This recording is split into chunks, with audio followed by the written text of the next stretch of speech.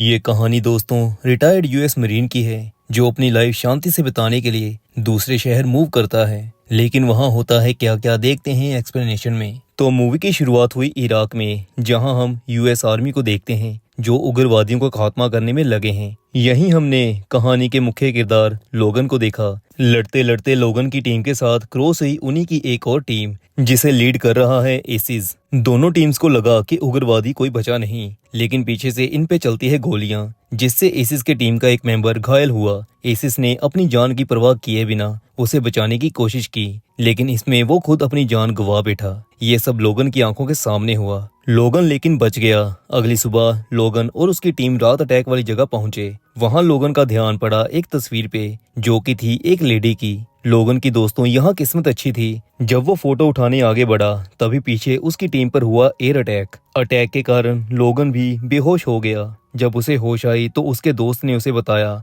कि इस फोटो ने ही उसकी जान बचाई है। ये तस्वीर वाली लड़की उसकी गार्डियन एंजल है। लोगन ने फिर फोटो के मालिक को ढूंढने की कोशिश करी। बहुत ट्राई करने पर भी उसे फोटो के बारे में कुछ भी पता चल नहीं पाया। जिसके बाद दिखाते हैं कि लोगन की आर्मी में सर्विस कंप्लीट हुई, लेकिन वॉर ने उसकी मेंटल हेल्थ पर बहुत बुरा असर किया। वो नॉर्मल ह्यूमन बींग्स की तरह रिएक्ट कर नहीं पा रहा था। अपनी हालत के चलते उसने कुछ दिन अपनी बहन के साथ बिताने की सोची वहां, लेकिन वॉर की यादें, उसके दोस्तों का मरना उसे परेशान कर रही थी। लोगन की बहन ने उसे समझाया कि उसे माइंड ठीक करने के लिए कहीं घूमने जाना चाहिए। तभी लोगन ने वो फोटो निकाली और उसके बारे में सर्च करने लगा। तस्वीर में लुसियाना सिटी का मेंशन था। लड़की एक लाइट हाउस के आगे खड़ी थी। लोगन ने गूगल पे सर्च की, जिससे उसे कुछ आइडिया मिला। जिसके बाद वो अपने डॉग को साथ लेकर निकल गया लुसियाना शहर की ओर। शहर पहुंच के लोगन ने वहां के लोकल्स को तस्वीर दिखा के लड़की के बारे में पूछा। फिर एक बार में उसे एक आदमी ने फोटो देख के बताया कि इस लड़की की उसके बेस्ट फ्रेंड से शादी हुई थी। फिर वो उसे लड़के का नाम बेथ ग्रीन और उसका घर का एड्रेस देता है। लोगन फिर बताए एड्रेस पर पहुंचा, जहां वो बेथ को दूर से देख के ही उसकी खूबसूरती का घायल हो गया। लेकिन उसने बेथ को शो होने नहीं दिया। बेथ कुत्ते पालने का काम करती है, इसी से चलता है उसके घर का खर्चा। बेथ ने अभी अभी अखबार में एडवर्टाइजमेंट दी थी कि उसे एक एम्प्लॉय की जरूरत है, क्योंकि पिछला एम्प्लॉय काम छोड़ के जा चुका था। लोगन उसे तस्वीर के बारे में कुछ बताए इससे पहले बेथ खुद ही पूछ लेती है क्या वो उसकी एडवर्टाइजमेंट पढ़ के यहाँ आया है। लोगन को लगा तस्वीर वाली बात अभी करनी सही नहीं होगी। उसने बिना कुछ सोचे हाँ कर दी। फिर बेथ उससे पूछती है वो कहाँ से आया, तो लोगन ने उसे अपने शहर का नाम बताते हुए कहा कि वो वहां से यहाँ चल के आया है। ये सुनते ही बेथ का दिमाग घूमने लगा। उसे लगा कि लोगन कोई साइको है। उसने अपनी दादी को लोगन के बारे में बताया। दादी ने लोगन से उसके यहाँ छोटे शहर में आके कम तनख्वाह पे काम करने की वजह पूछी, तो लोगन ने बताया कि उसकी पिछली जॉब, जो कि आर्मी में थी, वो बहुत वायलेंट थी, लेकिन अब वो एक शांत सी जगह जॉब करना चाहता है। बस इसी वजह से वो यहाँ आया है। जो सुन के दादी ने उसे आखिर हायर कर ही लिया। बेथ को पर लोगन पे यकीन नहीं था, लेकिन धीरे धीरे लोगन को काम करता देख वो थोड़ा रिलैक्स फील करने लगी। बेथ का दोस्तों एक बेटा है बेन, जो कि लोगन का अच्छा दोस्त बन जाता है। बेथ अपने बेटे से बहुत प्यार करती है। बेन को लोगन के साथ हंसता खेलता देख उसे भी अच्छा लगा। फिर एक दिन बेथ के घर आता है शेरिफ कीथ, जो कि बेथ का था एक्स हस्बैंड। लेकिन उस दिन घर पर कोई था नहीं सिवाय लोगन के। लोगन ने उससे यहाँ आने की वजह पूछी। कीथ को अजनबी आदमी को अपनी बीवी के घर देख के जेलस फील हुई और जानबूझ के उसने लोगन को ह्यूमिलेट करके कहा कि बेथ को बता देना कि आज शाम उसके घर पार्टी है। फिर बेथ और बेन रेडी होके कीथ के घर पार्टी में गए।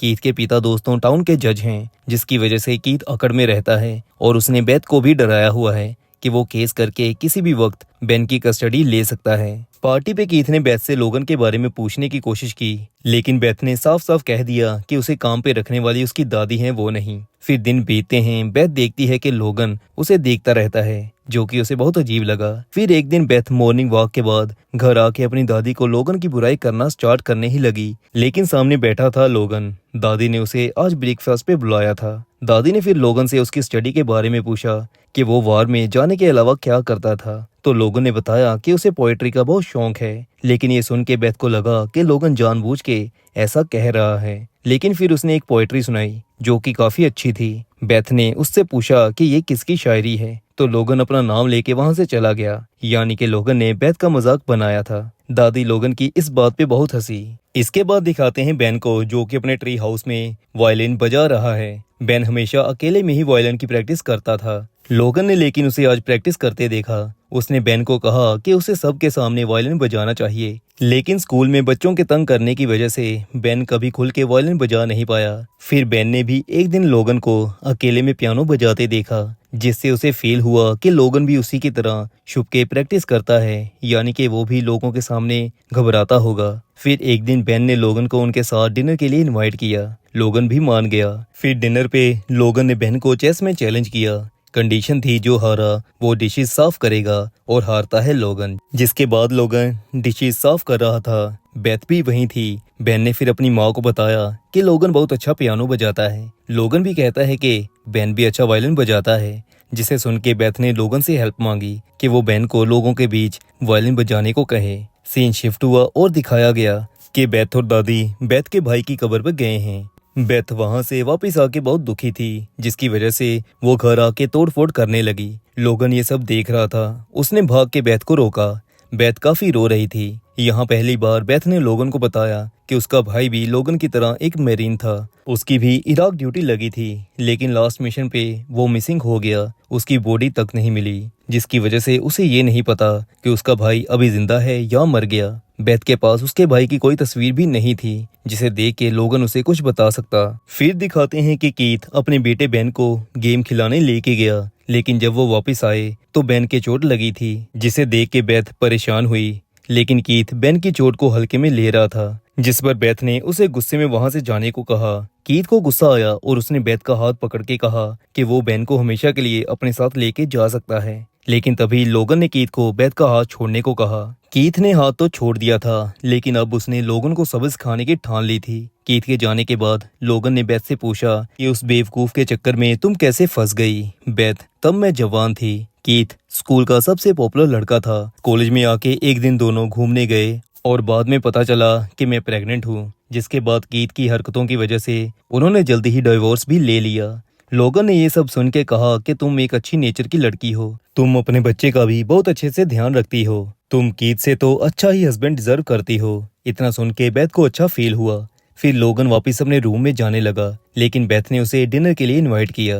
बेथ भी अब लोगन को चाहने लगी थी। डिनर पे बेथ ने उससे पूछा कि उसने मेरीन लाइफ ही क्यों चूज की, तो लोगन ने बताया कि उसके पूर्वज भी मेरीन थे, तो कायदे से उसे भी मेरीन बनना ही था। फिर डिनर खत्म करके बेथ लोगन को अपने भाई की खराब हुई बोट पे लेके गई। बेथ ने बताया कि ये बोट उसके भाई को बहुत प्यारी थी, लेकिन अभी ये काम करना बंद कर चुकी है। वो एक दिन इसे ठीक करके जरूर चलाएगी। फिर बेथ लोगन को उसके घर छोड़ने आई और यहाँ दोस्तों दोनों में करीबियां बढ़ी और दोनों ने एक किस की। लेकिन तभी पीछे से आया कीथ का पुलिस वाला दोस्त, जिसे कीथ ने ही बेथ पर नजर रखने को कहा था। वो कहता है कि इस बार वो किसी को इसके बारे में नहीं बताएगा। जिसके बाद लोगन रूम में चला गया और बेथ अपने घर। फिर आती है बेन की बर्थडे पार्टी, जहां कीथ बेथ को डरावा देता है कि अगर उसने लोगन से मिलना बंद ना किया तो वो अपने बच्चे की कस्टडी खुद ले लेगा। कीथ का पिता जज था, जिसकी वजह से बेथ डर गई, कहीं सच में कीथ उससे बेन को दूर ना कर दे। बेथ ने ये सब लोगन को बताया, जिसके बाद बेथ लोगन से दूरी बनाने लगी। लेकिन ये सब देखते हुए बेथ की दादी ने उससे पूछा कि कब तक वो अपने एक्स हस्बैंड से ऐसे डर के रहेगी, कभी तो उसे उसका सामना करना होगा। अगले दिन बेथ ने कीथ के घर जाके उसे कहा कि वो किसी भी कोर्ट में चला जाए, वो अपने बच्चे के लिए लड़ने के लिए तैयार है। पहली बार बेथ के ऐसा बोलने से कीथ से उसके सामने कुछ बोला ही नहीं गया, जिसके बाद शुरू हुआ बेथ और लोगन का रिलेशन। फिर क्रिसमस ईव आई, जहां बेन और लोगन ने मिलकर चर्च में पियानो और वायलिन बजाया। बेन ने बहुत अच्छे से वायलिन प्ले किया, जिसे देख के कीथ को फिर से जेलस फील हुई कि बेन लोगन के बहुत करीब आने लगा है। उसे लगा कि वो अपनी बीवी और बेटे दोनों को ही लोगन की वजह से खोने वाला है। फिर चर्च में प्रोग्राम खत्म होने के बाद जब सभी बाहर आने लगे, तब कीथ के दोस्त ने बताया कि लोगन ही वो लड़का था जो कुछ दिन पहले टाउन में बेथ की तस्वीर दिखा के उसके बारे में पूछ रहा था। ये सुन के कीथ गया चुपके से लोगन के घर, जहां उसे वो तस्वीर मिली जो लोगन को वार में मिली थी। कीथ ने ये तस्वीर बेथ को दिखाई और कहा कि लोगन कभी भी बेथ के यहाँ काम करने नहीं आया था, वो बस बेथ से ही मिलने आया था। दोस्तों, ये तस्वीर असल में बेथ के भाई के ही पास थी। लोगन को भी पता चल चुका था कि तस्वीर उसके घर पे नहीं होने का मतलब सिर्फ एक है कि बेथ को सब पता चल चुका है। इसकी वजह से वो बेथ के पास गया।